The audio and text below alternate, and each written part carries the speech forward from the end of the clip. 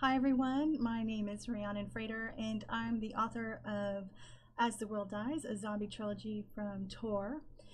Pretty When She Dies, which is a necromancer slash zombie slash vampire trilogy from Prometheus Press.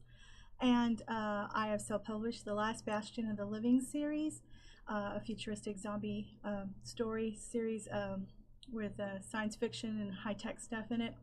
And then I've written the Living Dead Boys series, which you can read the first book for free on any ebook platform.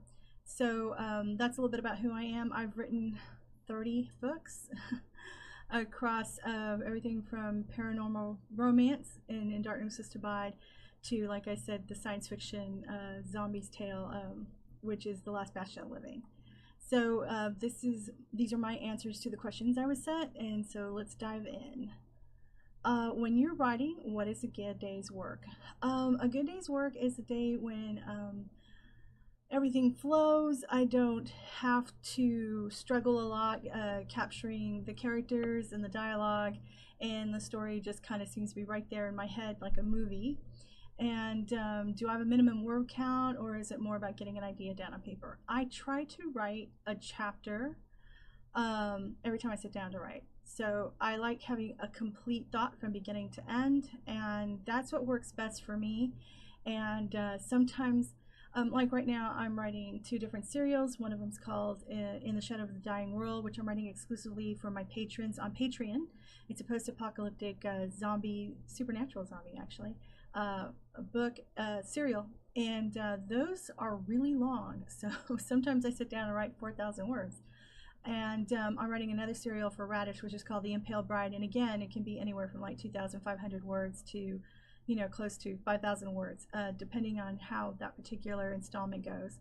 My average chapter in an average book is about 2,500 words. So some days I write 1 chapter, one days I write 2, and some days I write 5. So it can vary.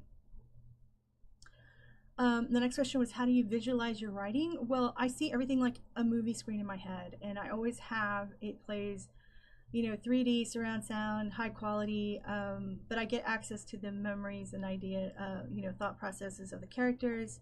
I hear it, I see it, I smell it. It's very intense, and my challenge is to always get that down on paper in a way that will translate all that information to the reader's imagination so they can recreate what I've seen in my own head.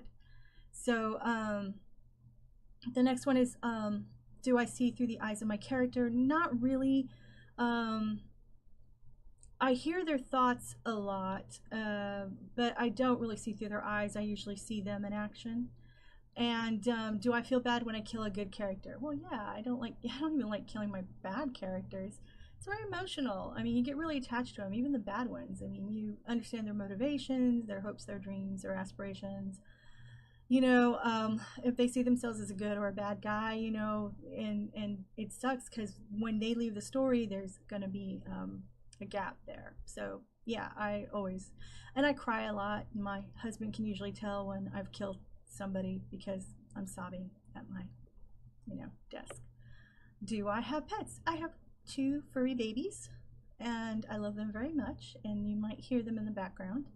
I have a really fat black tuxedo cat named Zim, and I have a very delicate, tiny, undersized gray and white cat named Mitziger. So, and they're my little joys. When did you know you wanted to be a writer? As soon as I knew what words were. As soon as I understood the concept of a book.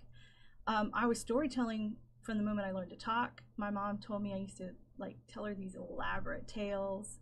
I would dress up in costume and everything and tell her these fanciful tales. And then when I discovered what a book was, I knew I wanted to read and I knew I wanted to write. So what was the first thing you wrote that made you think you could take it further? Oh man, that's kind of, well, I don't know. I mean, I wrote a lot of fan fiction like most writers do when they start out, mostly science fiction related, Star Trek, Star Wars, that kind of thing. I think when I knew I could take it further, as in write my own books, is when I actually wrote a fan fiction story that was like full-length novel. I mean, like, I finished a story, and that was huge. So I think I knew when I finished that particular fan fiction, and it was, I don't know, 400, 500 pages long, I think I knew, oh, I can write my own book now. How do you start writing a book or a story? Does it start with a character or a theme? Do you have an outline for the novel, or just let it grow in an organic way? I spend time in my head with a story before I ever start to write. It's usually if I dream about it a lot, if it comes to my head during the day when I'm doing other things. Sometimes it's a premise, like I will see something, like I saw the huge battle in The Last Bastion of the Living. That was just huge battle happening between that story's version of zombies and this high-tech military people. And then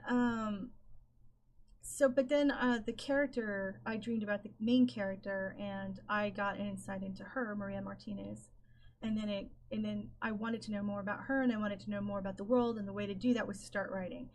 And a lot of times I will have like this general idea in my head of where the story will start and where it will end, but everything else in between is just kind of vague. I don't really know, but usually I can get to point A to point Z pretty easily, as long as, you know, the more I write, the more I know the characters, the more I understand the world, the more the story develops, the more the plot goes where it wants to go, and you know, and that's kind of how it works. So I'm very much an organic writer.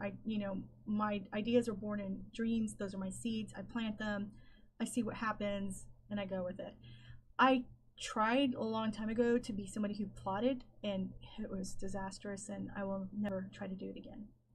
So what inspires me to write? Again, dreams. I have these vivid, intense dreams that sometimes feel like reality. In fact, Pretty When She Dies, when you read the first chapter, I dreamt that and thought it was reality. I was so in it. I really had no idea of who I was. I was just, and if you read the first chapter, and you can read it for free, go to my website and look under Pretty When She Dies, and it'll say read an excerpt, and you can read the first chapter. I did dream I woke up buried under the ground. I did dream that I dug my way out.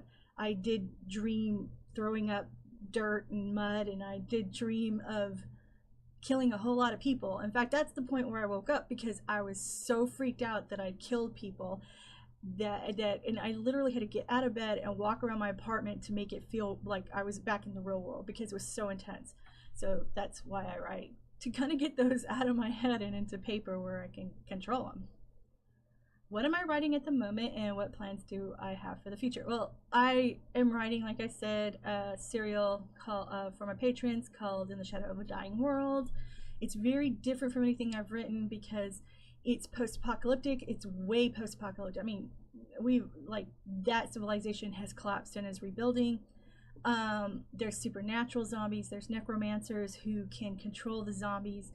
And it's got like really cool elements, kind of like Mad Max Fury Road kind of elements to it, but it's also got this fantastical element, so it's a lot of fun.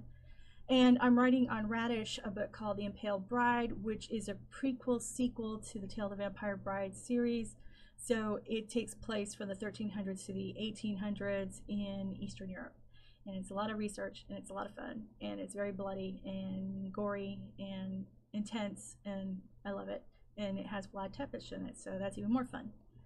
So, and what plans do I have for the future? I plan to write a prequel to The Last Bastion of the Living. It's also a sequel, but it's kind of, again, it's kind of both, called Escape to the Last Bastion of the Living, and it's all about how the Bastion came about. And then I plan to write a book called The Last Insurgency of the Living, and I do plan to write those back to back this year. What is on your Kindle and your to-read list? Hundreds and hundreds of books. When I die, throw my Kindle in with me. I, just put the Kindle in the coffin. I'll catch up then. I have unbelievable amount of books on my Kindle. And, yeah. What advice would you give to someone thinking about starting work on their first novel? Write. Just write. Just start. The main difference between somebody who writes and somebody who doesn't is the fact the person that writes made the conscious decision to do it, sits down and actually does it. There's no trick, there's no magical formula. You just have to do it, and you're going to suck at first, and you're going to have to do a lot of versions of your story, and you're going to have to revise, and you're going to need to learn how to take constructive criticism, and eventually you'll learn your voice and you will become a better writer. So, but you have to start. Is there a character that you consider to be autobiographical inspired? Absolutely 100% no. I am boring. I am so boring. If I wrote a character about me, she'd be sitting at her desk all day writing and occasionally playing video games and hanging out with her husband watching TV shows. I am boring. And even those characters who have traits that are similar to me, like being from Texas or having PTSD, they're still totally different from me. Like my type of PTSD makes me overly cautious. I'm very careful. I think I overthink things. And my character that did have PTSD, she was completely the opposite of me. She didn't think about anything. She didn't want to think about anything. She just would act on impulse. She had no concern for her self-preservation and everything else. So even though you can have PTSD, there's different kinds of PTSD. So even when a character had PTSD, she was not me. She was very different from me. And some of the characters I enjoy writing are so different from me. It's more fun because I totally would not do any of the stuff that they do, and I don't think the way they do. And I haven't even had a character come close to like my spiritual viewpoints and stuff like that. I really keep an immense distance between me and my characters, and that's a conscious choice. No, I do not have a character like me, and I don't think it would benefit the story. I just don't. If you could talk to any author, dead or alive, who would it be? I would want to talk to Jane Austen. I really would like to talk to her, and I'd like to tell her about how influential her books are and how much she means to people. And I would like to find out about the years that it looks like she may have burned her journals. And I would like to find out what was the deciding factor when she didn't marry the wealthy man to pull her family out of poverty. Like, how hard was that? Why did she do it? Because again, she didn't. I think they think she burned her journals because there's like nothing to explain why she did that. She didn't love him, but at the time period, a lot of women didn't marry her for love. They married for wealth and comfort. And her family was really poor at the time, so I'm kind of curious. I think it was a really ballsy move, and I'm actually pretty proud of her for doing it. Do you listen to music when you write? Yes, absolutely, I do, and there's a different playlist for everything I write. I don't often listen to music with lyrics because it can get distracting, but some books demand it, and it can switch from book to book. Like radically, the music will change like completely from one book to the next. One of my favorite things to listen to though when I'm really struggling is The Girl with the Dragon Tattoo soundtrack by Atticus Ross and Trent Reznor. It's really good at jarring loose anything I need in my brain. If there would be a curse, would you prefer to live forever alone or offer eternal life to a loved one? I think I'd probably offer eternal life to my husband so he could go explore the universe. So this is a zombie group, so please, what is your weapon of choice in the Zombpoc? I want a Beretta, and for close quarters, probably an aluminum bat. Yeah. Fast zombies versus slow zombies. What did you decide for one type and not the other? I have both in my books, and I'm a big fan of slow zombies. I think there's something about the dread that comes with them descending on you from all sides. Fast zombies are scary because you just know you're boned. I remember watching World War Z, and that was like the first movie where I sat and thought, I'm dead. I'm not making it out of this one. You know, other zombie movies, I go, oh, I could do this, I could do that. No, we'll watch World War Z, and I was like, no, I'm dead. And kind of felt that way watching Train to Busan too. Those are the fast zombies are pretty terrifying. So I'm a fan of both of them, and I've used both of them, and I do variations of zombies. And slow zombies are in the one I'm writing right now in the Shadow of the Dying World is slow zombies.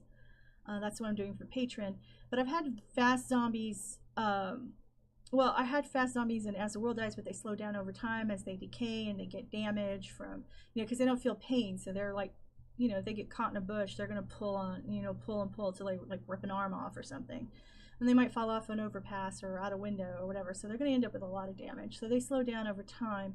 In Bastion, the last Bastion of the Living, they're very fast, but they're not like traditional zombies either, which to me makes them even scarier because all their only purpose is to make more of their own. So,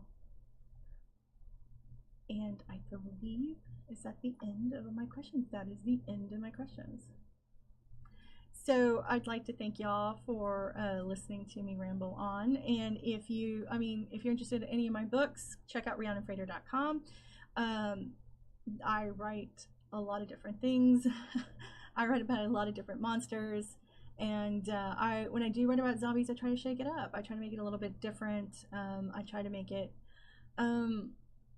unique in its own way. Like, The Living Dead Boy is a complete series right now, unless I decide to write more in the future. It's The Living Dead Boy, Lost in Texas, and Journey Across Zombie Texas. And those books are fun for me because they're about children, ages, well, in the first book, 3 to 14. And some of those children do die. But it was fun kind of getting back to kind of like that Goonies vibe, Goonies versus the Zombies, Monster Squad, Lost Boys. And I guess more like, Stranger Things. So it was fun to kind of get into the kid thing, like what it would be like to be a kid and survive, because I think kids are a little bit more, imaginative and scrappy than adults give them credit for. And I've seen this in my own nieces and nephews. They already have their zombie plans, by the way. So you might want to check that out. And of course, As the World Dies is probably on your local bookshelves. And if not, you can get it online. And that's The First Days, Fighting to Survive, and Siege. And The Last Bastion of Living is also zombies, but futuristic, high-tech. And that is out on paperback, audiobook, ebook. And it has a sequel called The Last Mission of the Living.